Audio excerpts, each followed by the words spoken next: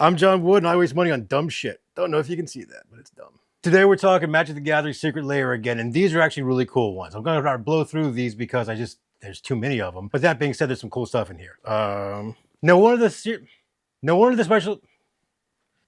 layers that came out that a lot of people were excited about is the Secret Lair Stranger Things. If you notice, there's a foil edition and a non-foil edition. I'm a big fan of the foil crap, but there's a non-foil edition for for purists that want to have their cards look like cards, not some foily crap. These are kind of cool though, and it actually has all the kids from Stranger Things and some of the Demogorgons and everything like that. There's a lot of unique cards, and it's really, really popular. You can find them for a pretty decent price. Now, in the same drop a few years later, a different one from Stranger Things, these three things came together and it was crazy. The first one is Creepshow. That's right. They made some cards to kind of look like the old Creepshow comic book style. And they had different reskins of cards, so it wasn't anything unique, but it was just reskins that made it look like Creepshow. Now, in that same drop, they had the Princess Bride. Now, this one I'm actually kind of scared to touch because it's so goddamn expensive. It's flying up in value and it's kind of ridiculous, so don't worry about buying them because these are out of control. But they're reskins of some other cards, and it's got Princess Buttercup and Wesley and all this stuff. Really kind of cool stuff. But the creme de la creme of it all was something that you could not get with the drop. You had to buy them separately, and that was the Evil Dead. So these are some other ones that are just reskins. There's nothing unique about these cards, but they're really cool. And they have them reskinned. It looks like Evil Dead characters and really cool painting, kind of like the comics used to be. These are actually quite goddamn pricey as well, but they're not as bad as the Princess Bride. These might look like white boxes, but these things are quite expensive. If you want to open them up because you just actually want to play with them, good for you. I, however, don't want to because I have these cards already unskinned, and so these are gonna sit there and just collect value, baby. They've had a lot of other really cool things since then that are reskins or original cards. Like they have a Jaws one where we can actually get Jaws. He's a badass shark. They have a bunch of other cool ones too that you should keep an eye out on. Real Ghostbusters. They just dropped some other ones from Fallout and everything. If you're a fan of Magic or you're just a fan of movies and want some cool reskins and some cool cards, check out Secret Lair.